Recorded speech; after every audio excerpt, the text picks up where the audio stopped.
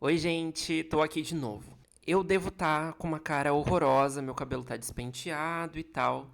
Mas assim, eu tava pensando também sobre esses vídeos que eu gravo aqui. Como eu não tenho compromisso nenhum, eu acho que eu não preciso necessariamente me aprontar para gravar um vídeo. Às vezes eu tenho que ligar a câmera e falar, né? Então, decidi fazer isso. Fiquei com vontade de falar das minhas leituras deste ano, na verdade, de algumas que vocês já vão entender. E pensei, por que não? Por que não abrir a câmera e só falar? E basicamente o que eu quero ver, né? No início desse ano, eu fiz um vídeo falando sobre duas leituras que eu queria ter esse ano, né? Que eram objetivos. Eu não sou uma pessoa que faz uma TBR, né? Ou uma lista de leituras para eu ler todo mês, ou enfim, meu gato está miando. Mas eu acho importante ter alguns títulos específicos que eu queria ler esse ano.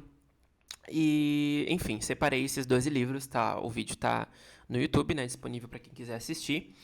E agora eu vou comentar um pouquinho sobre se eu consegui atingir essa meta ou se não, tá? Mas já vou adiantando que eu não consegui cumprir toda a meta, mas parte dela deu certo, tá? O primeiro livro que eu falei nesse vídeo que eu queria ler era De Onde Eles Vêm, do Jefferson Tenório. E eu li esse livro, na verdade, foi o meu primeiro livro do ano. Eu achei um livro muito bom, eu devorei. Se tornou o meu favorito do Jefferson. Eu sei que muita gente ama O Avesso da Pele, eu também amo, acho que ele tem um impacto muito grande na literatura, né? Principalmente da pandemia para cá, ele foi lançado acho que em 2020 ou 21, e muitas pessoas conheceram Jefferson através desse livro. Mas De Onde Eles Vêm trouxe para mim uma coisa de me envolver com a história e não querer parar de ler. O Avesso da Pele, ele tinha muitas questões de racismo mesmo, que eu ficava muito agoniado e eu fechava o livro e aí eu tinha que parar, absorver aquilo e continuar. De Onde Eles Vêm não fala sobre isso? Claro que sim, fala sobre racismo também. Mas eu acho que a forma que o Jefferson resolveu contar essa história, com várias referências literárias, porque o protagonista, ele tem um envolvimento ali com o mundo da literatura, foi me engajou muito, assim, eu não conseguia parar, que eu queria absorver aquilo o mais rápido possível. Fora de que o protagonista lê muito James Baldwin, que é um dos meus autores favoritos. Então, todas as referências que ele trazia eu já tinha e me fazia ter vontade de retomar aquelas leituras e reler alguns livros do Baldwin. E, cara, foi tudo. Meta cumprida, eu li De Onde Eles Vêm, tá? O segundo livro que eu falei que eu ia ler é Para Onde Vão os Guarda-Chuvas, do Afonso Cruz. Esse livro, ele foi um livro estranho para mim na leitura, não porque eu não gostei dele ou porque eu achei ele difícil ou complicado, mas que quando eu comecei era um mundo tão específico ali, né? Ele falando de religião e da dinâmica de uma família que é muito diferente da nossa dinâmica ocidental, porque é uma família do Oriente. Eu fiquei um pouco confuso, não entendia bem como é que eu ia entrar naquilo. E só que deu certo, tá? Deu certo, eu consegui fazer a leitura. Eu gostei muito do livro. Eu tive que ler aos pouquinhos, eu li ele para um clube do livro também, que eu faço parte, e foi diferente, assim. Mas eu gostei muito da leitura. O Afonso Cruz, ele tem uma forma de narrar as histórias dele que é muito única e é engraçada, brinca com algumas coisas, traz umas reflexões e umas analogias que eu jamais pensaria, mas que funcionam muito bem. Então eu li Para Onde Vão os Guarda-Chuvas e gostei muito. Ah, uma dica, quando eu li esse livro, quando eu cheguei ali um pouquinho antes da metade, eu senti que eu não estava num ritmo de leitura tão bom, porque eu tive esse estranhamento inicial, e aí uma coisa que me ajudou muito foi ouvir o audiolivro enquanto eu estava lendo. Então eu fiz uma experiência totalmente imersiva e ajudou demais. E eu adorei a história. E o final é avassalador. O terceiro livro que eu falei que eu ia ler esse ano, naquele vídeo, era Drops, da Rita Lee. Eu li um conto desse livro, são uma coletânea de contos e eu li um conto. E eu gostei muito do primeiro conto, achei muito divertido a forma como a Rita escreve. É uma escrita que a gente sente que ela tá contando aquela história pra gente, porque quem já viu entrevistas da Rita e acompanhou a carreira dela, sabe que ela tinha um jeito muito autêntico e único de contar histórias, seja através da música, como também dando uma entrevista, enfim, contando um caos, né? E eu senti que Drops, o primeiro conto, pelo menos, teve isso. Só que eu não segui, porque se eu não me engano, entrou alguma leitura na frente e aí eu não voltei. E como era contos, eu me permiti dar uma abandonada e talvez seja um livro que eu vou ler bem aos poucos. Tipo, quando eu tiver com muita vontade de ler alguma coisa da Rita, eu vou lá e vou ler um conto. E não vou ler ele completamente. Entenderam? O quarto livro que eu falei que eu ia ler era Tese sobre uma Domesticação. E, gente, que livrão, que livro bom. Eu entrei no mundo da Camila Souza Vilada esse ano e foi uma das melhores escolhas que eu podia ter. Eu acho que esse livro ele fala de uma experiência de uma mulher travesti, artista, que é tão. Sabe, ela é tão. Pega a gente pelos cabelos e nos puxa assim e nos coloca diante de tantas situações que eu acho que é um retrato da vida moderna tão bom. E é interessante porque eu sou do teatro, então quando ela trazia esse lado mais da arte e de como a arte do teatro especificamente tinha uma importância naquelas relações ali, daquelas vidas, nossa, foi de tirar o fôlego, assim. E eu amei Tese sobre uma Domesticação. Tô muito afim de ver o filme. Sei que o Afonso Herrera tá no elenco e ainda não chegou aqui, mas tô assim, sabe? Na expectativa. Eu quero muito ver. E eu tenho muita vontade de ver o espetáculo, porque foi criado um espetáculo teatral sobre esse livro e. Ai, gente, preciso disso. Eu falei que eu ia ler Formas de Voltar para Casa, do Alejandro Zambra. Cara, eu tô com esse livro para ler já faz, sei lá, uns 3 anos e eu não li esse ano ainda. Muito porque ele é um livro de difícil acesso. Eu não sei se a Tusquets, se essas edições, né, foram feitas novamente. Eu imagino que não. Eu não encontro ele para compra no e-book, assim, em um preço acessível. E é difícil de encontrar nas livrarias também. Então eu fui deixando ele de lado e não voltei, não voltei para essa ideia inicial de ler ele, mas eu ainda quero, tá? Eu quero muito. Eu acho a capa desse livro belíssima. Depois eu botei aqui que eu ia ler Sodomita. E, gente, foi talvez o meu livro do ano. Eu amei. Eu não sei se é o meu livro do ano porque eu li muito Edward Louis esse ano e eu fiquei um pouco obcecado com Edward Louis. Mas Sodomita foi com certeza um dos melhores livros que eu li este ano. A escrita dele é muito boa, é muito diferente. Uh, existe uma sátira ali, existe uma forma de contar a história que o Alexandre Vidal Porto conseguiu imprimir, assim, que é tão irônica ao mesmo tempo. Cara, eu não quero botar aqui numa caixa machadiana, mas eu senti que ele teve uma influência do Machado de Assis, assim, na sua escrita, sabe? Porque aquela forma que o Machado tem de escrever e você rir e ao mesmo tempo você ficar pasmo com as situações, porque elas representam tanto da nossa sociedade, senti que Sodomita tem isso, sabe? Eu amei essa leitura. Depois eu falei que eu ia ler Morte do Gourmet, e eu li A Morte do Gourmet. Foi uma leitura bem neutra, pra falar a verdade, eu não gostei tanto. É um livro que ele meio que vai do nada pro lugar nenhum. Ele é sobre a morte de um cara, né, de um crítico gastronômico e a busca dele ali pelo prato que mais encantou ele durante a vida dele. Mas essa dinâmica, assim, nos capítulos, eu senti que não era bem desenhada, não me pegou. É óbvio que é um livro bem escrito, a autora é a Muriel Barberi, que escreveu A Elegância do Ouriço também. E, assim, é legal, mas não me pegou e me deixou um pouco entediado em alguns momentos. Mas tá lido.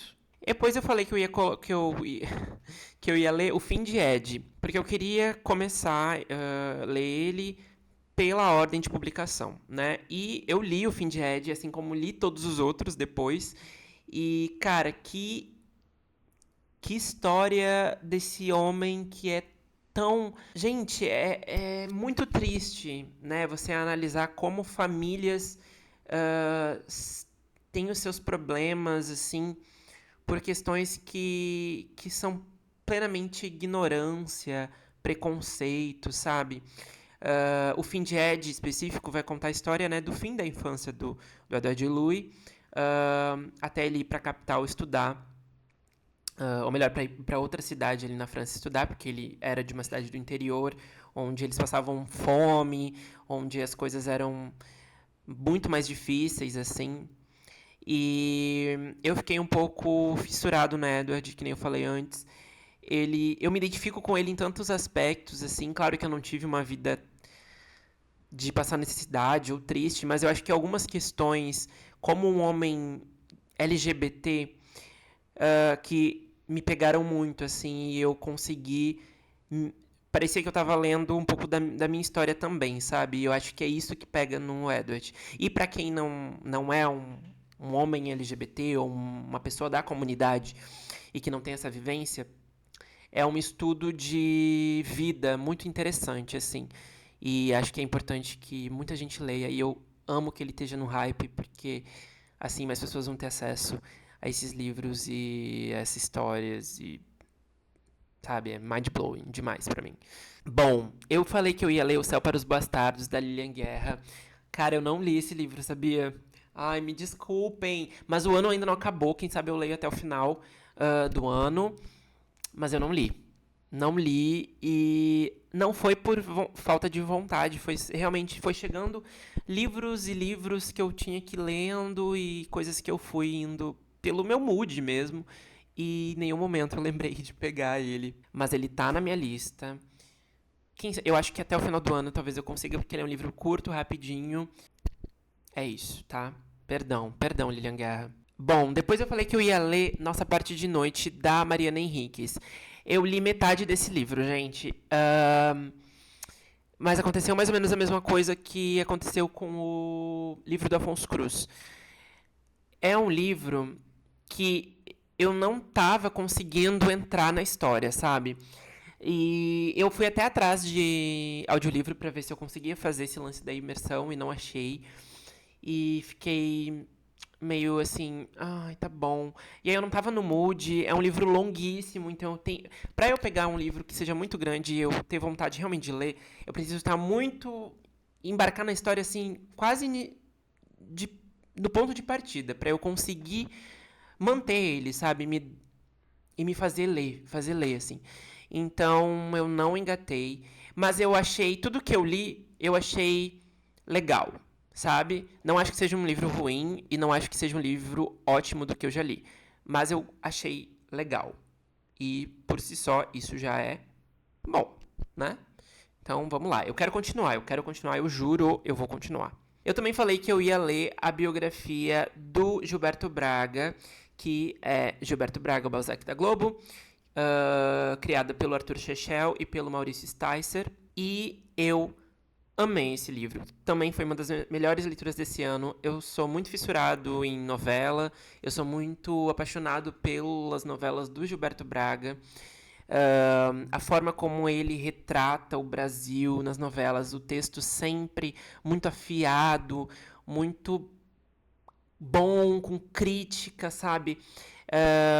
Eu achei que foi uma das melhores leituras, entender um pouco mais sobre a vida dele, as influências que ele tinha, os defeitos dele também. Uh, Em alguns momentos eu até acho que quando a gente coloca. Quando a gente faz alguma crítica a algum texto de um autor ou alguma coisa e tenta equiparar o Gilberto Braga, eu sinto que Às vezes pode parecer um pouco elitista da nossa parte de achar que só quem tem referência de teatro antigo e cinema antigo escreva bem, porque eu acho que não é bem assim. Eu acho que toda referência ela é importante pra gente, e inclusive as mais populares. Então, enfim, um lacre aqui do nada, mas era só porque isso me veio à cabeça. E, cara, ele é tudo. Ele é tudo, tudo, tudo, tudo. E estou com ele até o fim. Eu falei também que eu ia ler Jamais Serei Seu Filho e Você Sempre Será Meu Pai. Eu não li, gente. Não li esse. Esse, na verdade, ficou um pouco esquecido. Desculpa. Eu não, como eu li tantas coisas envolvendo luto, paternidade esse ano, e eu sei que esse livro envolve as duas coisas, eu fiquei um pouco, não saturado, mas eu fiquei um pouco tipo, eu não preciso ler isso de mais uma vez, sabe? Ter mais acesso a traumas assim, sabe? Desse viés. Então eu deixei ele ali de canto, mas eu quero ler ele, até porque eu ouço só elogios. Então, vem aí, 2026, quem sabe. E acho que esses foram os 12 livros, né? E eu tinha mencionado, assim, por cima, que eu queria ler uma fantasia e que eu tava vendo até com um amigo de ler Fronteiras do Universo. Isso não rolou, tá?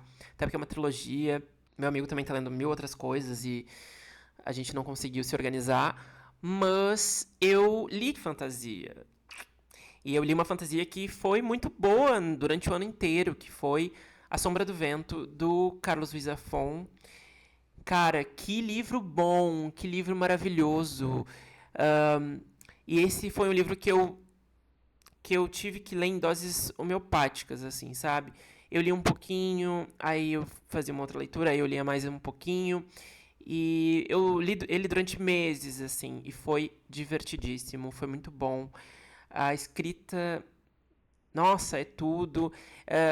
É muito interessante quando você lê coisas que você vê referências latino-americanas, sabe?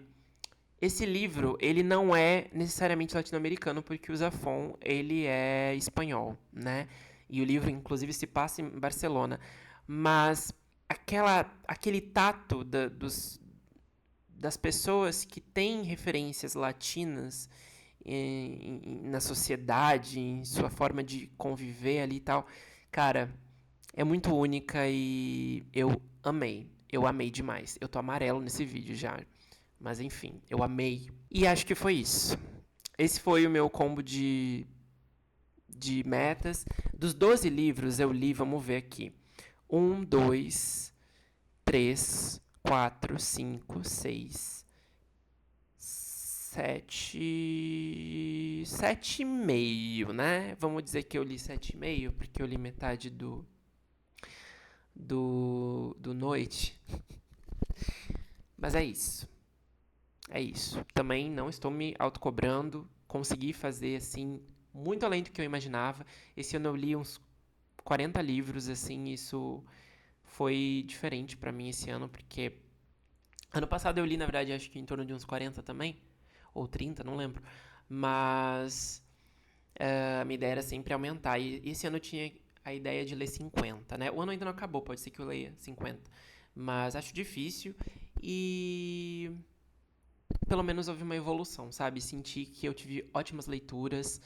O que eu li que eu não gostei não foi tão ruim assim. E é isso, tá? Nos vemos, quem sabe aí pra eu pensar na minha lista de 2026, tá? Beijo, obrigado por você que acompanhou até aqui. Comenta aí, curte, compartilha, sei lá. É isso, inscreva no canal. Beijo.